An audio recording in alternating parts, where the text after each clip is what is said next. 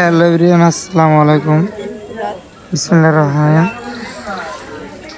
তো ঘুম থেকে ওঠার পরে যখন দেখি আশেপাশে বাসার ভিতরে পানি ঢুকে গেছে তখন কেমন লাগে বলেন।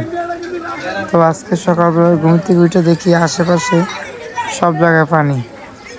তো অফিসে যেতে হবে, যেতে পারতেছি না। দেখুন অনেক পানি আশেপাশে, অবস্থা খুব ভয়াবহ। আমাদের প্যারিস রোডের অবস্থা, এই যে আমাদের বাসা।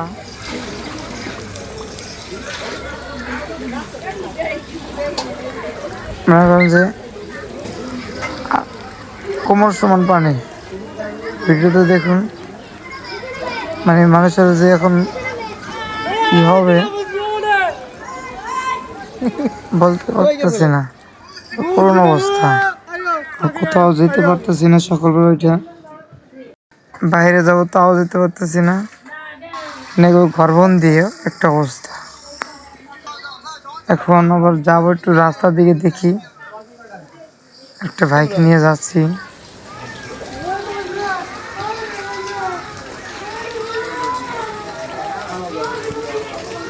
দেখা যাক রাস্তার কি অবস্থা, রাস্তায় পানি কতটুকু। একবারে মানে কি বলবো, বলার মতো কোনো ভাষা নাই। আমাদের প্যারিস রোডের অবস্থা খুবই ভয়াবহ। তো ভিজিট করতে নামলাম আমার চাচার বাসার সামনে, তো ওইখানে যাব। আমাদের বাসায় তো দেখলেনি অনেক পানি। আরে ভাই ভিজেই যান, দেখছেন যাম একলো ওই ওই ওই মসজিদে গেলি পর্যন্ত। তাই দেখুন আমার চাচারা সকালবেলা একটু চলাই গেছে, বুঝছেন ভাই। অনুভূতিটা কেমন কেমন অনুভূতি সেই, কিন্তু অনেক মানুষ তো মারা হইতে আছে বাইরে চট্টগ্রামে। বিভিন্ন জায়গায় বন্যা হচ্ছে।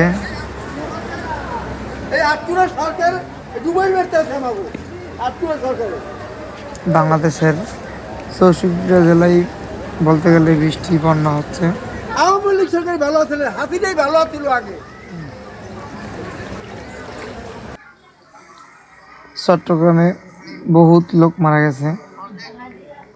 আর সোশ্যাল মিডিয়া, ফেসবুক, ইউটিউবের ভিতরে ঢুকলেই পরে দেখা যায় দূর দূরান্ত থেকে ভিডিও পোস্ট করা ভিডিও দেখতে পাচ্ছি আমরা। অনেক ছোট ছোট শিশু, গবাদি পশু, মানুষজন, মানে বয়স্ক, অবয়স্ক, বয়স্ক এবং এখন দেখুন ভিডিওতে কুকুরগুলা যেতে পারতেছে না কোথাও। তো পানির ভিতরে হাবুডুবু খাচ্ছে ছেলেরা, তারপর কুকুরও হাবুডুবু খাচ্ছে। একটা অবস্থা, কোথাও যেতে পারতেছে না, একটা জায়গায় দাঁড়িয়ে আছে।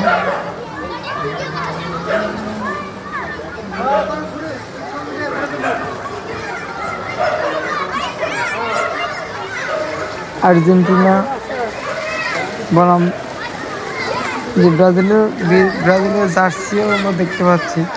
তো এরা দুইজনই পানির ভিতরে সাঁতার কাটতেছে। এখন বাচ্চারা কীভাবে সাঁতার কাটতেছে রাস্তার ভিতরে।